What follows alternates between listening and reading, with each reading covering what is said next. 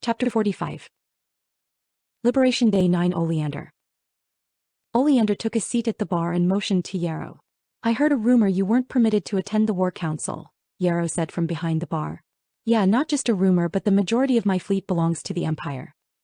Don Calvraj refused to fund a war against Kaylani. Each house was responsible for their own property and assets, but a nation also required a budget and appropriate oversight. House Calvraj controls the Empire's proverbial purse strings. Don was the court's Minister of Finance and oversaw funding distribution under direction of the Tsarina, but if they found her expenditures to be frivolous or irresponsible, your family can refuse her, and this time that's just what they did.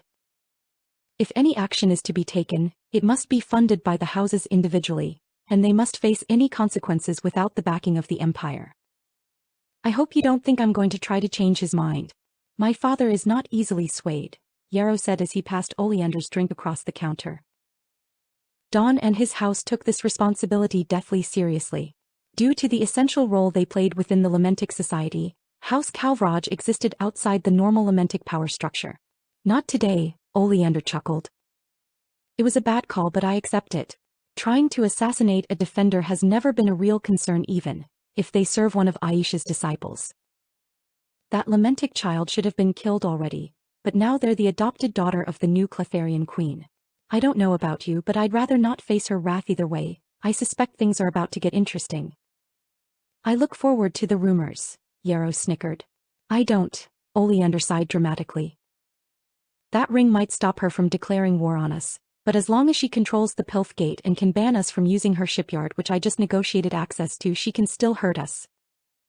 By the way, what's the difference between going to war and a second Cletharian rampage?" Yarrow fixed his gaze on Oleander with a forced smile. "That's not a threat," Oleander noted. "Just wondering. People are prone to go to extremes to win the favor of someone they hold dear. It's like a pack of dogs hoping to be praised. Whether it's for a child or a queen, it's all the same. I just hope we never get an answer."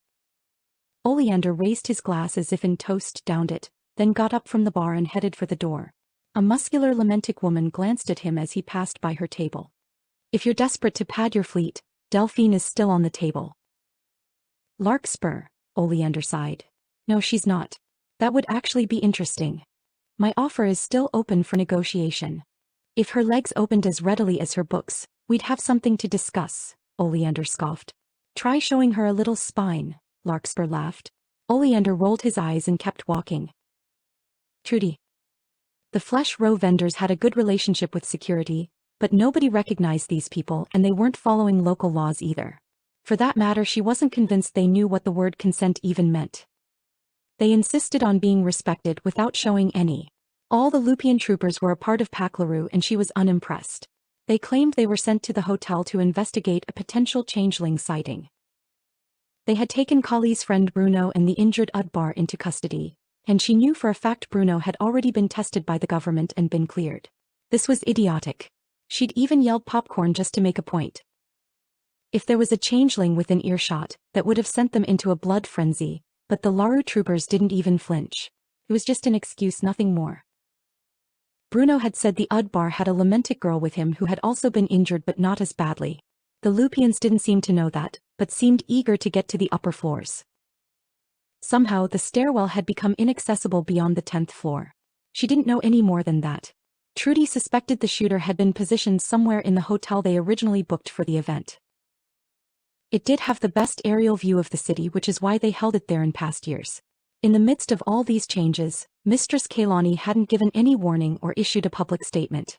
Trudy was starting to worry there had been a silent coup. Tyrell. Shadowfac, I need a break from cyber defense. Can your team take over? G-Leet, that and the defense grid? Wait, I'm not seeing that attack satellite. Shadowfac, Darkseid and Pink Ice took care of it and you can bring the grid back online. We might need it. We have an unwanted guest with a nasty payload. G-Leet, define payload. Weaponized probes. The same kind that hit Nadrog. Pink Ice, what? Why is this the first time I'm hearing about this? G-Leet. He hacked an AVN cloud to restart her heart after she got slapped with about 30,000 amps. Lucky for her she was in free fall at the time and having Kobe Tamj didn't hurt either. Shadowfac, drop it. I don't want this getting back to her. Pink Ice, you saved her life. Why not? Shadowfac. That's exactly why I don't need her to know. She saved my life too. Last thing I want is us keeping count. Just let it go. Pink Ice, we're almost at your ghost now. I'm worried about them detecting a scan. G-Leet, pull alongside it and hack your way in through a minor system. Pink Ice, disconnected. G-Leet, that's a bad habit. Teach her to sign out properly. Shadowfac, I'll try, but people her age don't hear too well. I'm off to get some rest. Tyrell closed the connection. Is there any word yet? Sam asked from the doorway while wringing her hands. About Cass? No, nothing since that guy with the horns brought her inside, Tyrell answered. Chloe. The ship was registered as the Black Orion. It was originally a Black Church flagship, which had undergone some major upgrades. The most obvious was that the entire vessel had been refit with a cordonite tritanium outer shell, which was as black as space. That wasn't why it was so hard for sensors to detect. The outer plating had been coated with some sort of mystrium glaze, which made it undetectable without special equipment. The open fighter launch bay was the only reason Strawberry had even gotten a blip on the sensors. It was only detectable from a rather specific angle and must have been turning at the time. Cho said she could feel the ship's systems as they neared. It was a massive warship consisting of about a dozen decks and a crew of roughly 250 individuals. Approximately 3 hours from now, the moon would finish its orbit across the night sky, and the ship would be able to vanish back into the blackness of space. She had to do this now, even if her chances of success seemed slim. The last time she'd faced a challenge like this, she'd forced the occupants into a hive mind and commanded them to kill one another. The crew of this ship was far less susceptible. Her attempt didn't fail entirely, but the results were disappointing. She'd only managed to pull a couple dozen minds into her small collective, most of which were sleeping. It wasn't enough to take the ship, but a little sabotage could be a big help, especially with Strawberry's guidance. She reinforced her mental shield to prevent rival telepaths from intercepting her thought-based transmissions. Strawberry would have to handle things on her end which used cyberpathy to get the same effect. I'm entering through the edge of the launch bay, Cully thought. Can you bring us in a little closer? I'm going to jump for it. I'll direct myself with one of my knacks if I have to. Be careful. I'll be drifting around looking for better system access points, Strawberry responded. Do what you can to cripple the probe launch tube, Cully thought. I will, Strawberry responded. As the Mongoose X drew up alongside the Black Orion's launch bay, Cully was reminded of small fish that clean parasites out of the mouths of much larger fish. When they were close enough, she jumped. The force field at the end of the launch bay flickered as she reached it and normalized once she passed through. That was me, Strawberry sent. I'm going to use Cloak of the Unnoticed. I'll still be visible to electronics though. Can you help with that?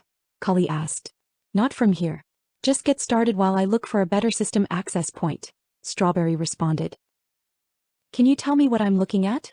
Cully thought as she walked down the forward runway toward a row of large sealed areas on each side of the chamber and assorted equipment in a trench in the middle of the runway. It's a fighter pit, Strawberry answered. It's for quick repairs, reloading missiles, changing munitions, refueling. It's so they can keep the fighters out longer. Hey, the schematic Jean sent me says 2 of the engines can be accessed through elevators around there. Somewhere. Can you be more specific? Cully asked. No. It shows an elevator in the room, but I can't tell where it comes from. Strawberry's robotic-sounding voice emulation was unable to express emotion, but Cully could imagine her inflection. Great, Cully said as she neared a security door. Not that one unless you want to go to the crew lounge, Strawberry sent. There's another door in around 160 feet on the other side of the fighter storage bays. It leads to a training room that's across from a flight of stairs and an elevator. Keep close to the wall and I can keep you off the cameras. Cully called the wind to increase her speed as she ran to the next door. She smiled as Strawberry opened the door for her. Tyrell used to do that so often she started taking it for granted until Cyberop Gregor had gotten the best of him. Promise me not to take any unnecessary risks, Cully remarked. Says the woman who's alone inside an enemy ship, Strawberry responded. Not entirely, Cully thought while checking for nearby collective members. With Strawberry's help she may not even need to use her pawns. She wondered how far she could go before being discovered. I've got the cameras on a still shot. It's clear to the elevator now, Strawberry sent. Cully darted down the hallway and waited for further direction. Sorry, I messed up. Is that mental thing still working? Strawberry scent. There's someone in the room across the way. I didn't notice they were in there until they stood up. They're approaching the door now. Actually, Cully's thought was interrupted as the training room door opened. Are your eyes red or black? If that's coded language. I don't get it, Strawberry transmitted. Gyrons and demo-gyrons both wear full-body armor. They went to extremes to purge images and racial data from both Godnet and Information Society news sources. Hichtel Vaughn, also known as Bookworm, was Kayla's aunt, despite there being no actual relation. The Gyrons race lost their ability to reproduce hundreds of millions of years ago. Their mastery of cloning techniques was born out of necessity. Even with cloning, they were a doomed species. For millions of years, Gyrons had been able to overcome the problems with near infertility and lack of their genetic diversity. The armored crew member turned the corner and walked away. The demo-gyrons were genetically engineered to provide them with a workforce. They weren't the first attempt, but were the most successful and the only variation that has survived to the modern era. The easiest way to differentiate between the two species was their eye color. As a general rule, gyrons had red eyes, and demo-gyrons had blackish irises. The only exception she knew of had plucked out a gyron's eyes in order to better assume their identity. Cully. Strawberry scent. Sorry, not everyone can think as fast as a cyberpath, Cully thought. I'm having to adjust my plans. I didn't expect to be dealing with members of a species that predates the Lamentics. I'm not sure how many there are. Let's take it slow. What species? I said older than Lamentics, right? Cully thought. Imakle. What's left? I'm feeling a bit exposed here. Can you get the elevator? I'm working on it. Don't worry, I still have the cameras under control and you're hidden with a mind power, Strawberry scent. Listen, demo-gyrons have a racial trait called force immunity. The list of possibilities includes psionics. I can't trust any of my abilities to work against them. I can't tell the difference between gyron and demo-gyron armor, Cully thought. But if you spot one wearing pure black armor, tell me right away. They're my primary objective. Taking out the probe launcher is yours. I think I have the right elevators this time. I'll send it now, Strawberry scent. Oh, and I'm almost done programming the ship's schematics overlay. If you stop by the security room, I can link it to the motion sensors, but it's risky. When my pawns start going on duty, I'll see what I can do, Cully thought as the elevator door opened. Cully slipped onto the elevator and waited for Strawberry to input the floor. Interacting with the panel would interfere with her ability. She didn't remember telling Strawberry the specifics of how it worked. Cully wondered if this gene person was helping with more than just schematics. Cully didn't think she'd been introduced yet, then smirked as she remembered that she still had an unaccepted contact packet. The door opened and Cully stepped off. It was a wide open area. More of a hallway than a room. It was 30 feet from side to side and 300 long. There were a pair of long couches facing windows looking out into space 15 feet diagonally to her right. The deep reddish lesser moon filled the view from each window. In the distance she could tell there was a matching area on the opposite side of the ship.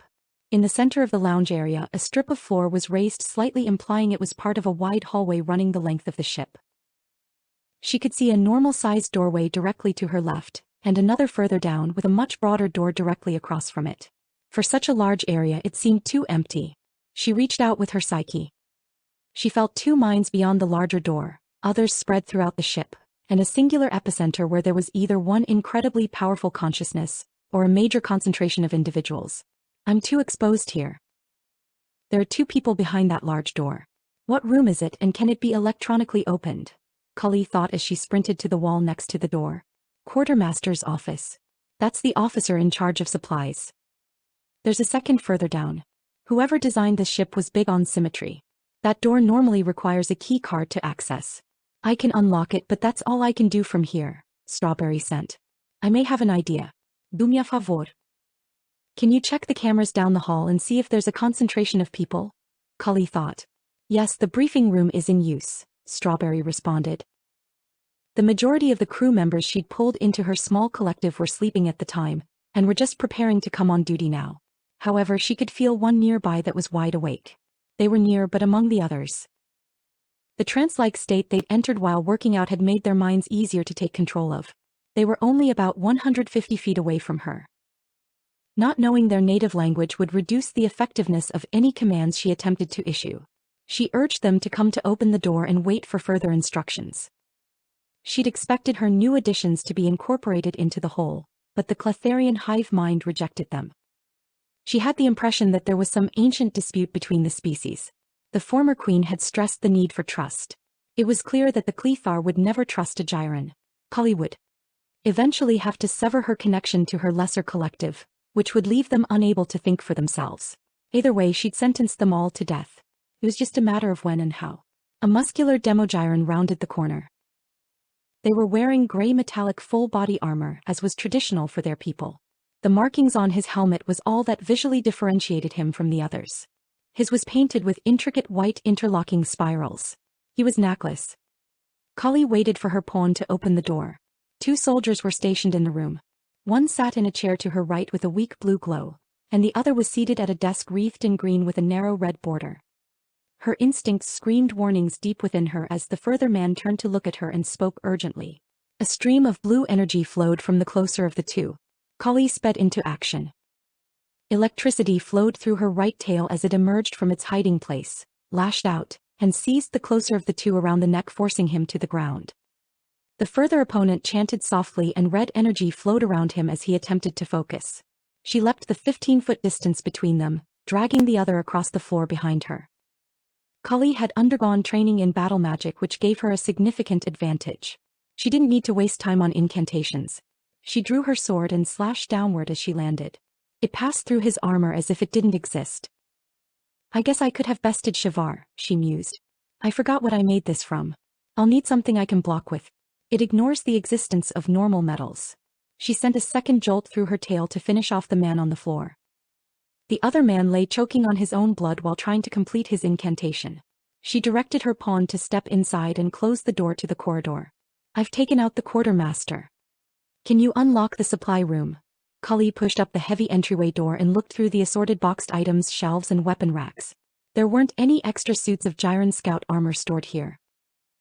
I don't suppose you can sabotage power weapons from there, Kali thought. Remotely? No, not unless they're on a network. They're self-contained, strawberry scent. There's a box of light gray balls with big red buttons on the top, Kali thought. What color is the stripe? Strawberry scent. Black, Kali answered. Jean says they're impact explosive grenades. Black stripe is plasma, strawberry scent. You said impact explosives? How hard? Is dropping them enough? There's a motion detecting sensor on the trigger, so not unless it's at least a 10-foot drop. Strawberry scent. So if I activated an entire box load and had a Gyran drop them in the middle of a briefing room, that wouldn't be enough? Kali asked. Jean says probably not. It's a safeguard, but if the box is thrown, that should do the trick. Kali walked down the row, melting all the rifle barrels, pushed all the buttons, handed her pawn the box of live grenades and gave him his orders. She reactivated her cloak of the unnoticed and followed him into the hall.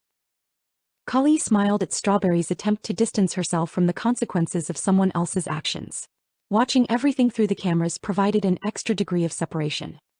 Kali worried that guiding her on this vengeful quest might strain the fine border between deniability and culpability. Strawberry, it's about to start to get really messy, Kali thought. Are you sure you're okay with all this? Tyrell showed me what they've done. The Nadrok colony on Nairobi 5 wasn't their first or last target. They need to be stopped. I get that. Please let me keep you safe. Don't worry about me. I'm just pretending it's a video game, Strawberry sent. Is that what you're doing? Kali thought. Don't forget there's a second quartermaster's office, and I'll be able to help more if you stop by the security office, Strawberry sent. Oh, and here's the floor plan overlay. I'm not done labeling everything, but I've marked both rooms. Kali only wore a lens in her left eye. It was a little distracting. Moving the displayed map area is just like scrolling through messages. It will only display the level you're currently on, Strawberry sent. That's unfortunate, Kali thought as she followed her pawn under a force field to an upper deck.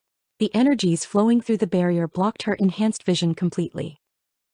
She would have to double back to the other quartermaster's room after exploiting the chaos of the explosion to infiltrate the security area. Her pawn paused at the door to the briefing room as Kali continued past him.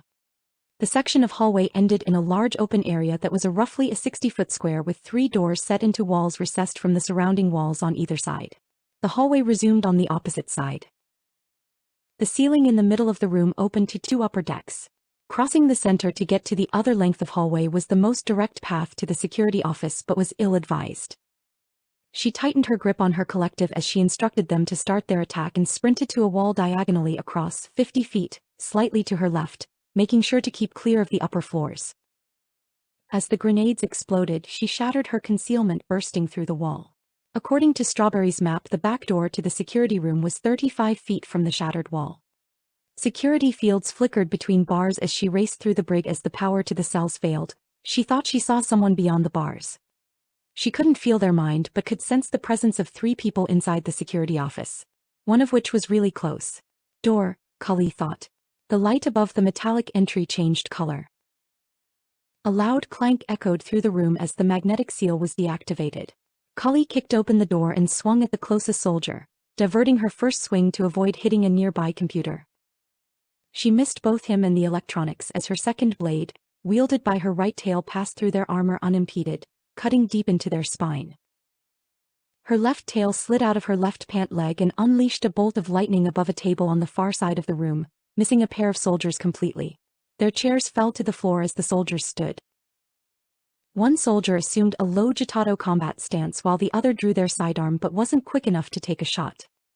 She wasn't sure if the brawler was overconfident or underestimating her.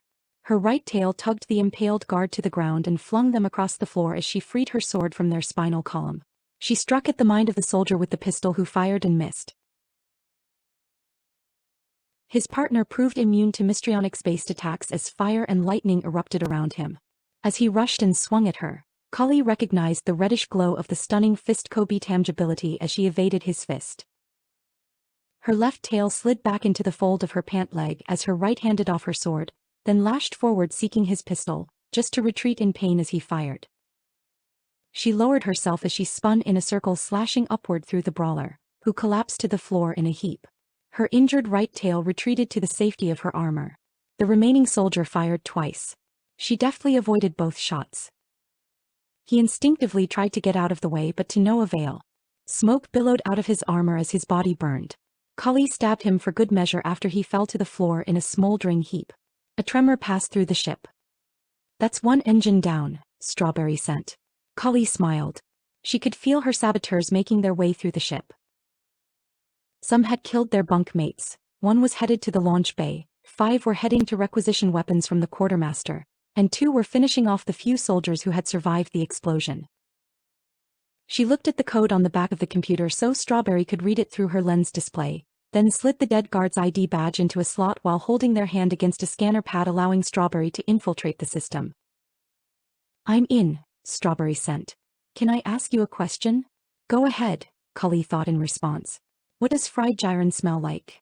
Strawberry asked. "They're hairless." "So not too bad actually," Cully thought, then reconsidered. "A little fishy now that I think of it." "Why?" "It was a joke. I thought I'd lighten the mood," Strawberry's simulated voice said. "This is no time to relax. I need to keep my nerves taut like a bowstring, always ready to strike," Cully said. "I've almost gotten the motion sensors linked to your display," Strawberry sent. "Is someone alive in the brig or is this glitching?" "I think so. I've been a little busy with your computer stuff to look into it," Cully thought.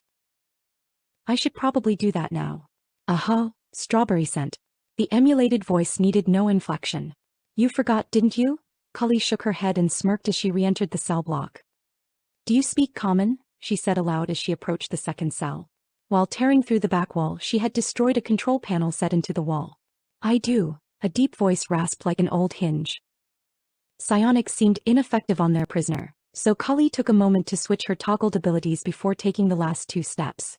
She swapped her combat empathy from the psionic to Kobe Tamj version. The cell's occupant was a Denaric. While commonly referred to as squid-headed, she thought their heads bore a stronger resemblance to cuttlefish, although there was nothing cuddly about either. She hadn't met many, but this one looked really familiar, but she couldn't be sure. She'd seen him disguised as a Ravenhawk clone and wearing a long robe. Dirty, tattered rags and a full set of metal shackles was a new look for him. "Felkar, is that you?" Cully asked. "It's about time," he grumbled. "Which branch are you with?" "Second," Cully grinned. "If you want me to take off those pain givers, I'd be more appreciative, Squiddy." He watched her quietly before asking, "Who are you and why are you here?" "I really don't have time to explain," Cully said with an exasperated sigh. "I'm here to kill Ravenhawk." "Want to help?"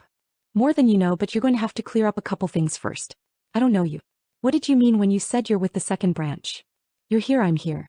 I'm with the second branch. A lot has changed since I shot my spare clone at Farpoint, hasn't it? Kali smiled deviously. Kayla, is that you? In a manner of speaking, but they call me Kali now. We can catch up later. Red dots appeared all over the map overlay. Time's up. Decide, Kali said coldly. Help me or rot. That's not much of an option. You don't look like you misspoke, Falcar said. I didn't, she said as she turned as if to walk away. She knew he'd been responsible for the demise of numerous Ruku Har clones and could be a valuable ally. There was a high probability she'd have to fight him eventually, but not until after hunting down and killing his captor. If he'd accepted her offer without question, she wouldn't have been able to trust that his circumstances were legitimate. She was prepared to leave him behind but would prefer not to. She'd gotten a good start.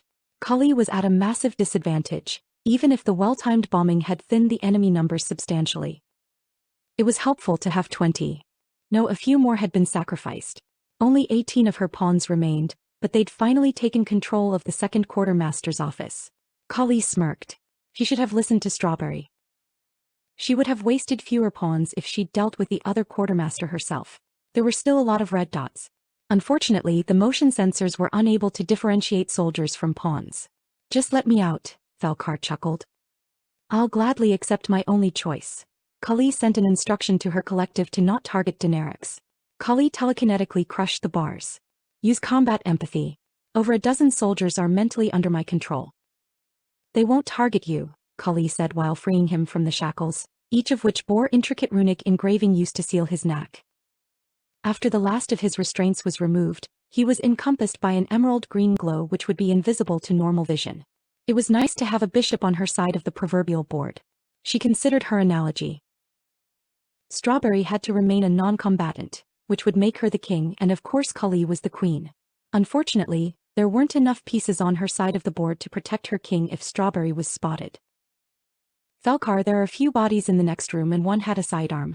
I'm not sure what you had in mind, but I'd be happier if you were wearing something more substantial. Oh, and I don't actually know their language, Kali blushed. Are both of those earpieces live? He asked as he began chanting under his breath. Cast it on the left one, Kali said. Will do, Falcar said. He cupped his hand around her left earring while finishing his chant. Thanks. I'll close the wall behind me, Kali chuckled as she headed for the hole in the back wall. She could hear distant fast-paced gunfire and yelling. From the sounds of it, they thought they were dealing with a mutiny and were trying to hunt down the perpetrators. Unfortunately, Falcar's little trick only worked with words spoken, not thought. 3 of her pawns hadn't made their move yet and she wasn't sure why. Keeping her instructions vague left room for interpretation. It served her well so far. Just like Cyanide used the wording of orders from the High Court to her advantage, so had her pawns. Was this why the former queen had emphasized trust? She could exert her will or trust in her small collective. Maybe this was the key to eventually releasing them from her control. I found someone in black armor, Cho transmitted rapidly. They're all the way at the front of the ship, past the rows of escape craft, up a flight of stairs on the observation deck. I'm looking right at them now. I know this is kinda your thing, but I've got a shot. I just need to ask Tyrell what the command to fire is. If you fire, you'll give away your position, Kali warned. The way I understand it, whether it's psionic or technological, a cloak is a cloak. Once you're located, you have to get someplace quiet with no prying eyes to reactivate it. No, Strawberry sent. You can't just duck into a room and wait in space. Jean told me it's a lot harder than that. Even if you can run out of enemy sensor range, once they have your transponder code and ship profile, they'll know what to look for. What about this ship? Kali asked. The Black Orion uses unconventional cloaking, but now that I found it once, I'd have an easier time finding it again, Strawberry sent. The Mongoose Sea uses light warping Gregor tech. As long as they don't get a good read on our energy signature. It's not worth the risk, Kali insisted. Kali sealed the hole in the back wall. I'm marking the auxiliary bridge and forward gunnery now. They're in the front not far from the observation deck, Strawberry sent. Auxiliary? Where's the main bridge? Kali asked. The command deck and support deck are stacked. You passed under them earlier. The arched opening in the ceiling on the way from the quartermasters to the conference room. Security in that area is too tight. I can't access the elevators or deactivate the force fields. They're on a higher level than the rest of the decks. Let me show you on the ship blueprint, Strawberry sent. Okay, I see it. The command deck and support deck are both in that raised area above the main hull. Which one is on the bottom? Cully asked. Support Y. Strawberry sent. Can you show me where the airlocks are? Cully asked. Yes, but please don't do anything crazy, Strawberry sent. Cully turned and started walking back to the security room. That depends on your definition of crazy. Maybe. I'm going to have to talk strategy with Thalkar first, Cully said. Who? Strawberry inquired. Cully felt a psionic tug. They were trying to ferret out the mutineers by pulling them into a mental link and probing their minds. From the field, they were using two-man teams of telepaths. Under normal conditions, it would be a good tactic, but in this case, she just picked up a pair of telepathic pawns.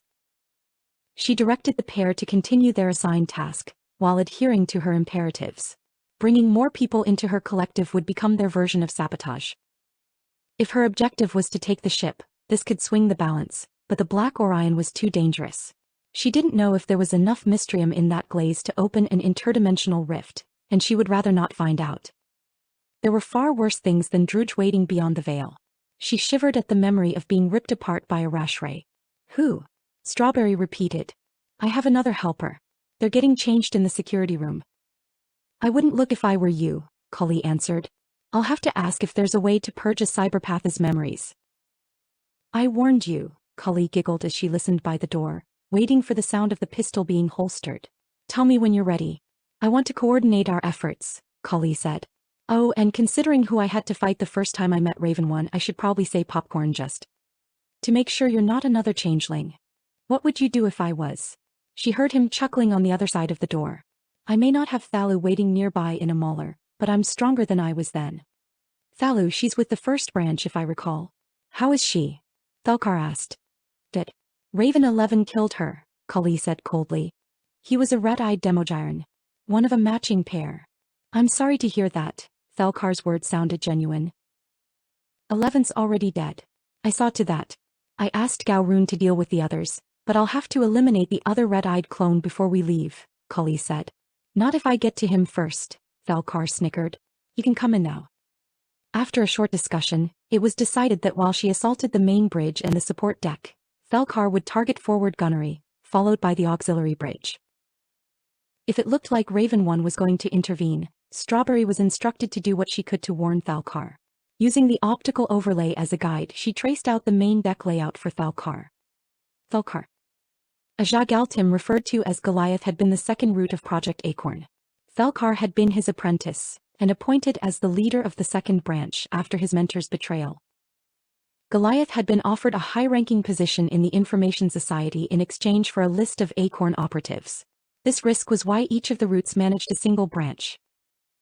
His list only included members of Acorn that were connected to the second branch prior to his betrayal, and the leaders of the other divisions. Only a fool would try to get Shivar in their crosshairs. Labarth and Thalkar had both faked their deaths. Korbajani had been ordered to step down. Vorshana was CEO of Gamaro Inc. and a high-ranking Kaylani Dominion government official. She was too high-profile a target to be worth the risk.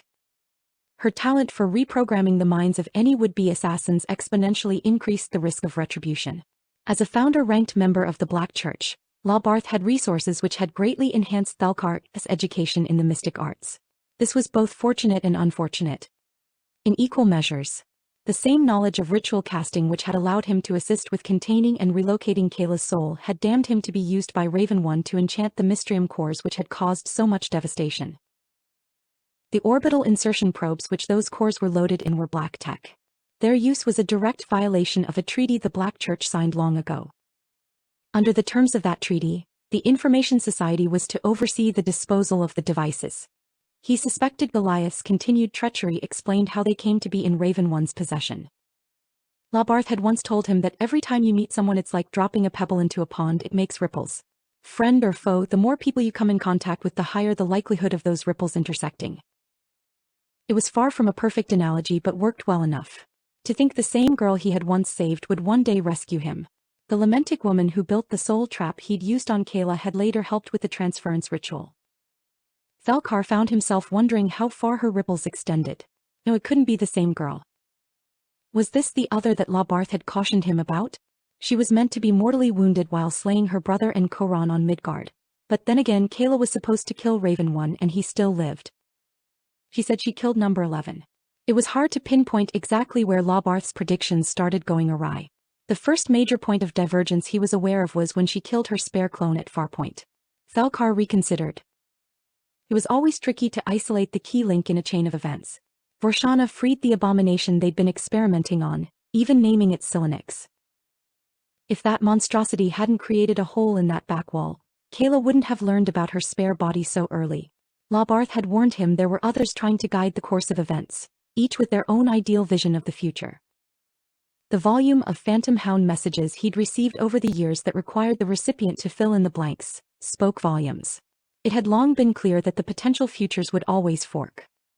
Thalkar always wondered what would happen to Labarth's grand design if someone threw a stone into Labarth's pond.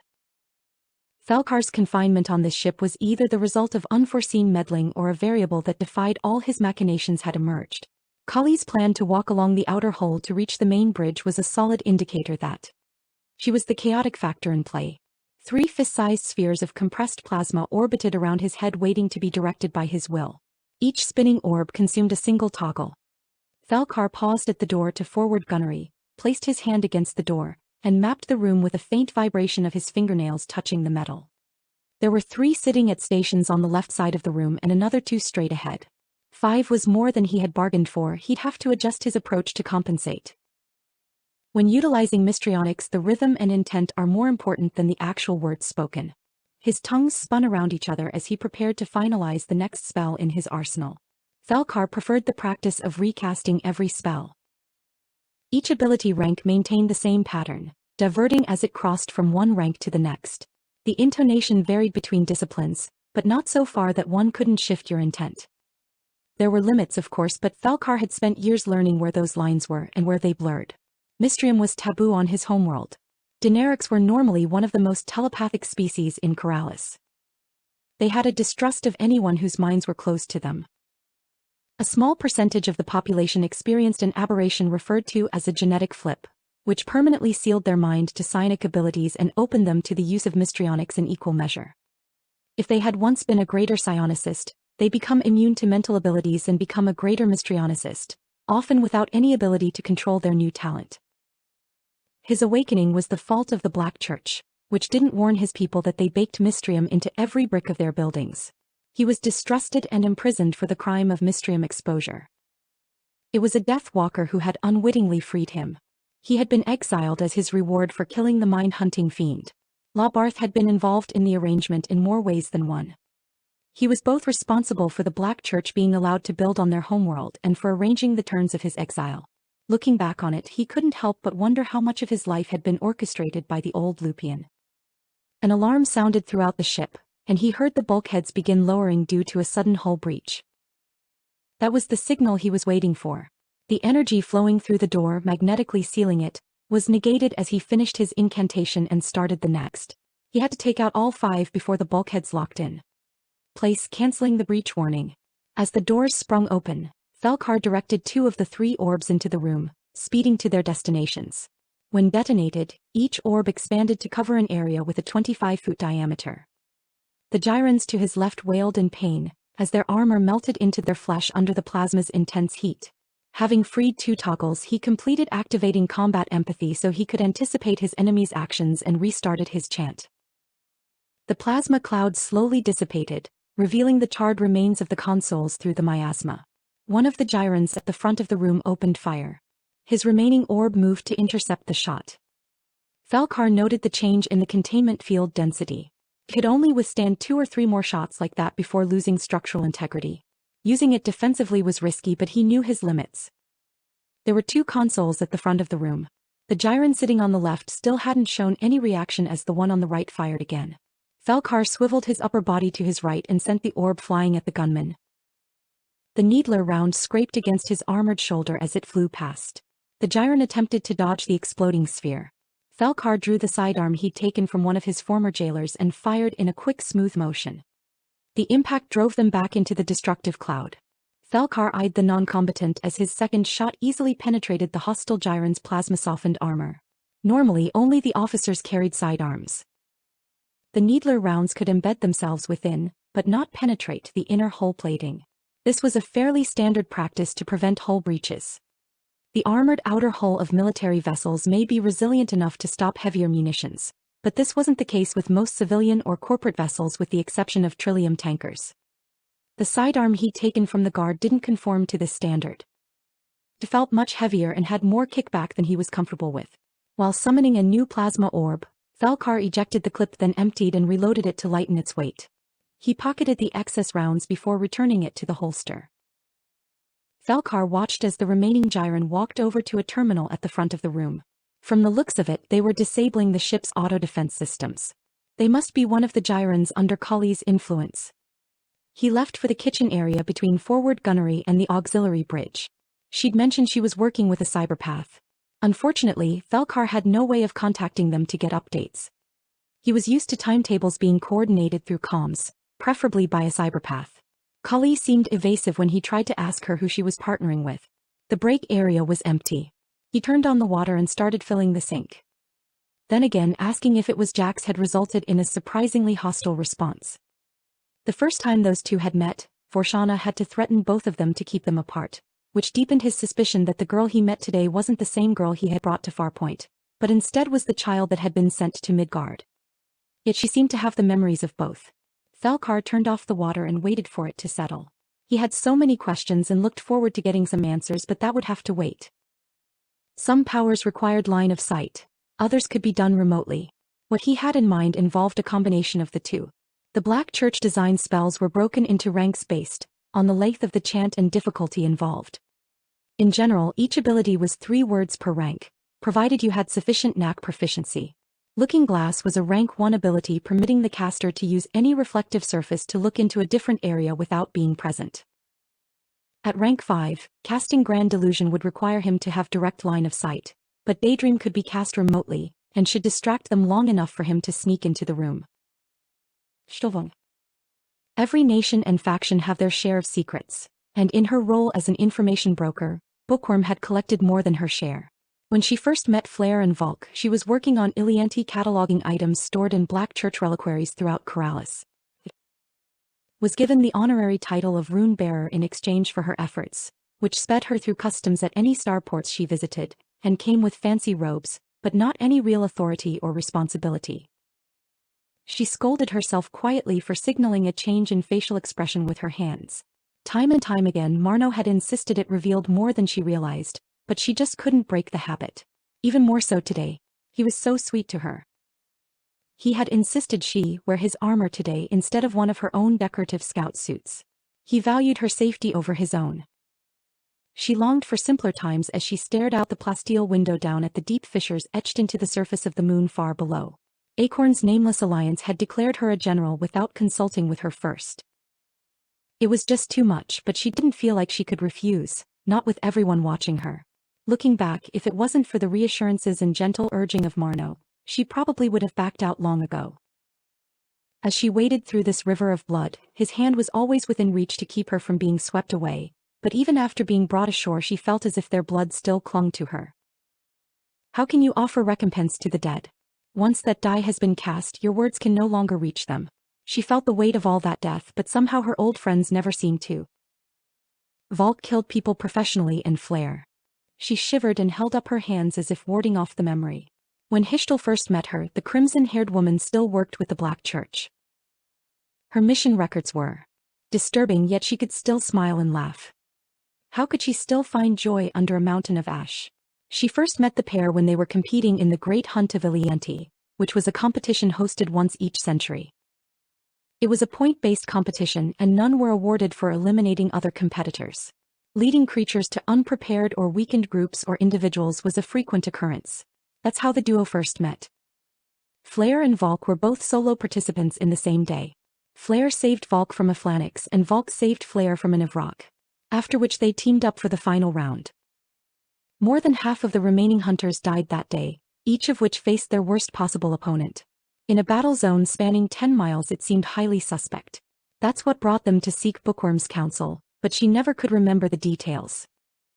On their discussion, the memories were just gone like the blackened lines of a redacted document. Their team placed in the top 5. The reward for placing so highly was having any request within their power being fulfilled by the powers that be. She never did learn what they requested. It wasn't her business. Several years passed before they met again. Flair was no longer with the Black Church by then. They brought her a cryogenically preserved stillborn child and were seeking to have it cloned with the assistance of the Gyron government, and were hoping she could direct them to someone that could help. The father had been a sham Farian named Deloc.